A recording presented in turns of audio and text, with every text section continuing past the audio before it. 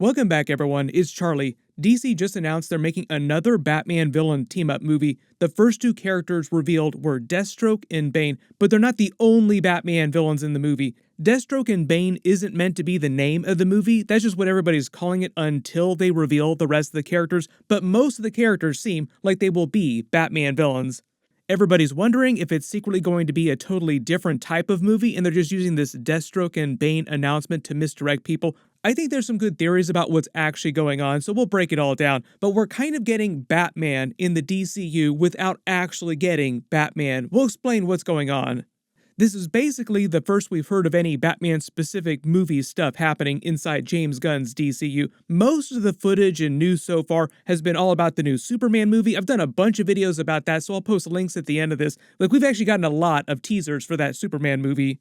Supergirl, the Green Lantern, HBO TV series, and we have like the Penguin going on right now, but that's not connected to the DCU. We have all the Matt Reeves and Robert Pattinson Batman sequel stuff, also totally unrelated, connected to Penguin, but not connected to this new Batman villain team-up. So there is a lot of DC stuff happening right now, but it's sort of like spread all across a bunch of different universes. Not all of it is connected. If you're brand new to the channel, be sure to subscribe to get all the videos. I know it sounds a little confusing, it's not that confusing. We're also in the middle of those Penguin episodes. Episode 2 will drop on Sunday. I'll be posting my video Monday morning. It has been fire so far, and we do have news about what they're actually going to do with the future of Robert Pattinson's Batman, so I'll talk about that later in the video.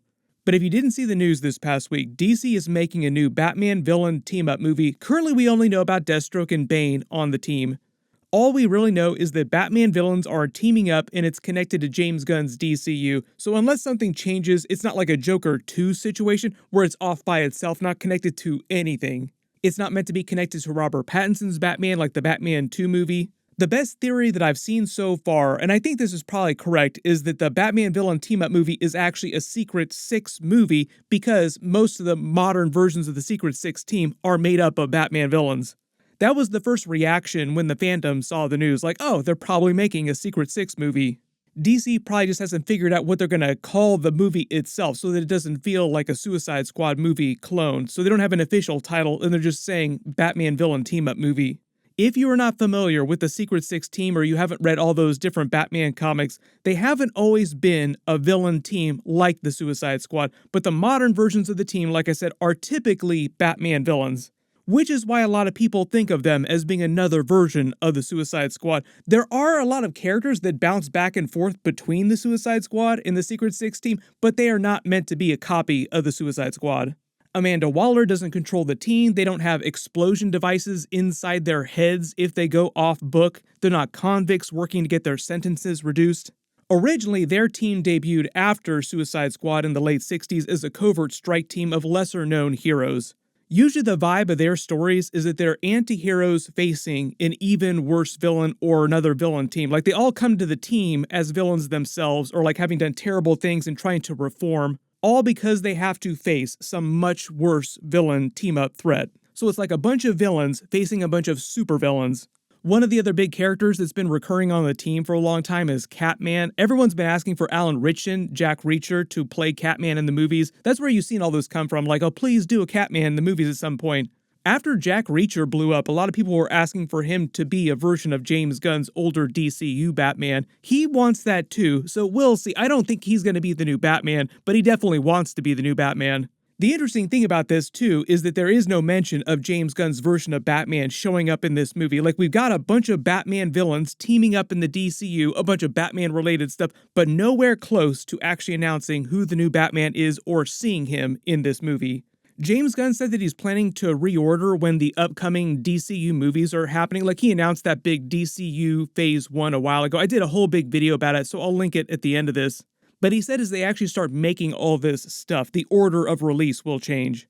I think what's happening behind the scenes is he's just waiting to announce his new DCU Batman till after Robert Pattinson's Batman 2 movie comes out in 2026, so it might be like 2027 or 2028 before we see that Batman Brave and the Bold movie. Like I said, it seems like he's populating the universe with all these different DC characters, Batman villains, so that Batman feels like he's a living, breathing character active in the universe before you actually see him show up.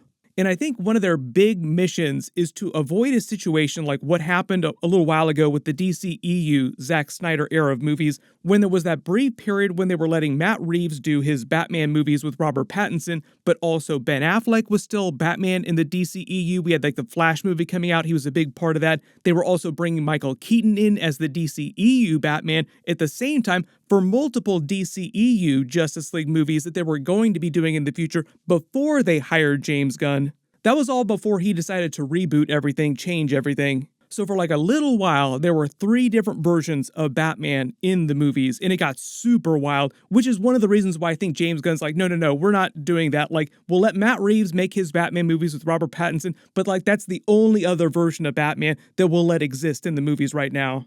And we'll wait as long as possible to announce our new official Justice League connected Batman, just so they don't step on the toes or hurt the box office chances for like the Batman 2 or Matt Reeves' 3rd Batman movie, which he did say that he was making, like he's intending to make the Batman 3 with Robert Pattinson. So if you wonder why James Gunn has not revealed who his new Batman is, that's why. But because Deathstroke is coming back in the DCU now, everybody will remember he was meant to be the main villain of Ben Affleck's version of the Batman movie before he stepped down. Matt Reeves came along and decided to reboot with Robert Pattinson. Since then, he has talked a lot about what his Batman Deathstroke movie would have been. There were a number of them that I was kind of exploring, and the plans were to, make interesting, nuanced, complex characters, in particular for the character you mentioned. And I didn't really, I kind of feel like either you do, I'm just going to get into my own preference here, but either you do like a kind of massive, kind of one villain that is so formidable, you just can't imagine how it is that your protagonist is going to be able to overcome it, or you have to sort of really populate kind of the Injustice League, these big group villains where you get to have all these different characters. So I was at the time really trying to kind of hone in and focus on that character and get into depth and detail about it to make him seem as impressive as I felt like there was the opportunity to do. That's the only detail I have for you. When he talks about the difference in the types of villains from the movie, there were a couple different versions of the movie that they had planned on making that Ben Affleck had turned in through scripts. It started out as more of a Raid Redemption style, more self-contained movie with Batman fighting his way through different levels of Arkham Asylum. I think it was in 2015 when he first started working on the movie. And on each floor, each level of Arkham, he would have encountered different villains that he'd captured previously and put in Arkham. Fairly simple premise. Batman just running a gauntlet of his most dangerous villains, all coming back to haunt him as he tries to fight his way down to the maximum security levels of Arkham to get the Joker, his other most dangerous villains. But the final version of that movie, when most people talk about Ben Affleck's version of the Batman movie, they're talking about the Batman vs. Deathstroke movie. There was a lot of concept art that was released from that version of the movie too, just because it was the final version that he was going to start filming, showing Batman's new Batsuit. You remember the test footage that Ben Affleck revealed of Deathstroke here? This footage was actually for his Batman movie. It wasn't for Batman v Superman or Justice League or anything like that. That's how far along they got, and they were shooting test footage for special effects and for Deathstroke's costume. The difference in the final version of his movie is that instead of a more self-contained Raid Redemption type of story, it would have been more of a globe-trotting James Bond-style big Batman vs. Deathstroke movie with more of a focus just on Batman vs. Deathstroke as a much more formidable villain, as opposed to him facing a ton of lesser villains, one right after the other. That's why during his panel, he said he was toying with a couple different concepts, like facing a bunch of lesser villains, like he says the Injustice Society. That gets into some other scenes that I'll talk about in a second, too. There were a lot of scenes during the Justice League Snyder Cut that were meant to set up the Ben Affleck Batman solo movie. One of them was all the Injustice Society talk, and that was going into the Justice League sequels as well, too, setting up that stuff. But the other idea, as he said, was him going with a much more formidable, overarching villain. That was going to be Joe Manganiello's Deathstroke. So when you rewatch the Justice League Snyder Cut, Zack Snyder confirmed this too. All the Batman, the Deathstroke scenes at the very end of the movie, the post-credit scene, were meant to set up the Ben Affleck Batman movie, as well as Justice League 2 and Justice League 3. In the Snyder Cut version of the movie, now this isn't in the Whedon cut, so forget about the Whedon cut. In the Snyder version of the movie, in the post-credits, Deathstroke breaks Lex Luthor out of Arkham Asylum. They rendezvous on his yacht, and part of Deathstroke's payment for breaking Lex out of prison, in addition to a bunch of money, was that Lex Luthor would give Deathstroke Batman's secret identity. He told him that Batman was Bruce Wayne. But if you want the Batman, here is something that can help you. His name is Bruce Wayne. Deathstroke was going to use that knowledge to systematically tear down Batman's life, destroy Bruce Wayne's life, his public life, and separately destroy Batman's life. Going after all of his business interests as Bruce Wayne, using his secret identity against him, and the idea was Deathstroke wanted to torture Batman slowly, kill him slowly, make him suffer so much. And I believe in the Ben Affleck Batman version of events, it was going to be the death of Grant Wilson, not Jericho, but I'm not totally sure about that part. Here's where we get to the Nightmare post-credit scene though, because by those events, like that part of the timeline, Deathstroke was working with Batman. In the original timeline for the release of all these movies, their plans, you have to remember Ben Affleck's Batman movie would have been released between the Justice League sequels, so we'd see the events of Zack Snyder's Justice League, then the Batman movie would come out, then Justice League 2, and then Justice League 3, with a couple other spin-offs and sequels for other characters between those.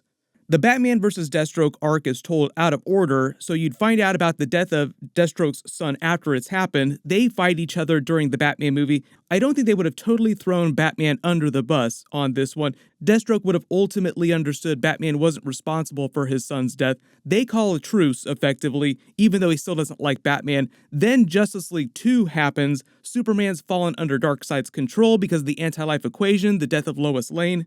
The forces of Apocalypse, with the now evil Superman, turn the world into a glorified mining colony for Darkseid.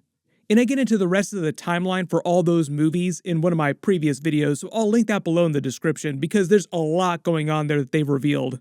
But because they're bringing Deathstroke back in the DCU, they're doing Bane, they're doing this big Batman villain team-up movie, everybody let me know in the comments what you want them to actually be doing in that movie and which other characters you want to see. There's a bunch of big stuff coming up. Like I said, we're in the middle of the Penguin episodes. My full Penguin episode 2 video will post Monday morning. Be sure to enable alerts for my channel so you don't miss that. Everybody click here for all my Penguin episodes, and click here for James Gunn's big announcement about all the upcoming DC movies and TV shows. Thank you so much for watching, and I'll see you guys in the next one.